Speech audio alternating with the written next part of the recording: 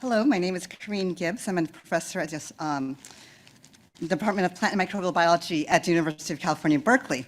My lab is interested in complex behaviors and specifically collective behaviors and how do populations grow, are they maintained, and how do they evolve over time. And at the basis of all of these complex communities and of course collective behaviors are the ability for individual and organisms to talk to each other and to interact. And we do this studying a bacterium because in these systems, the genetics are simplified. We have one genome. The evolution is fast because their generation is only 20 to 40 minutes. So we can do millions of years in a single graduate student's lifespan. And in addition to that, they're easy to grow in the lab.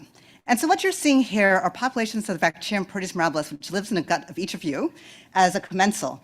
And we've labeled about 10% of cells in green fluorescent protein. And you can see, I hope, that the cells move fastest when they're together and slowest when they're in individuals.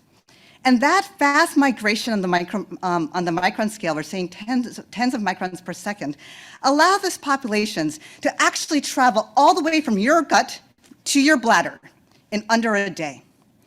These cells, when they're moving together, linked one-to-one, move at the rate of, at body temperature, 5 centimeters per every 24 hours.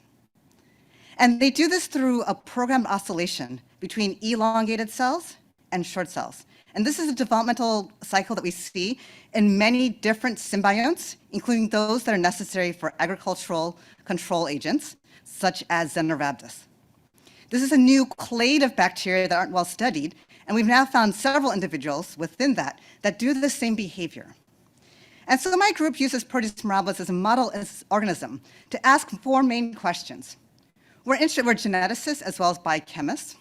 We're interested in understanding how cell identity and who you are and the communication of that leads to community development and collective behaviors, which you see in the upper left. On the upper right, we then, because these organisms are new to biology, though of course not new to the world, we're able to probe their genomes to find new functions and new genes and do the biochemistry necessary to understand how those functions allow the organisms to form the communities either just by themselves or with other organisms. We're interested in all the stages necessary for programmed elongation. So how do cells grow 40-fold larger without causing disruption in a defined way? And finally, as I mentioned, this organism lives in your gut. But when it gets to your bladder, it causes disease. And so we're really interested in understanding what in this genome allows it to cause this disease. And this organism is found in mice, in dogs, in turkeys, and all of them can cause disease in humans. So what makes them, those organisms, become the pathogens that they are? And so I'm happy to talk to anyone afterwards. This is my group. This is where you can find us online. And thank you.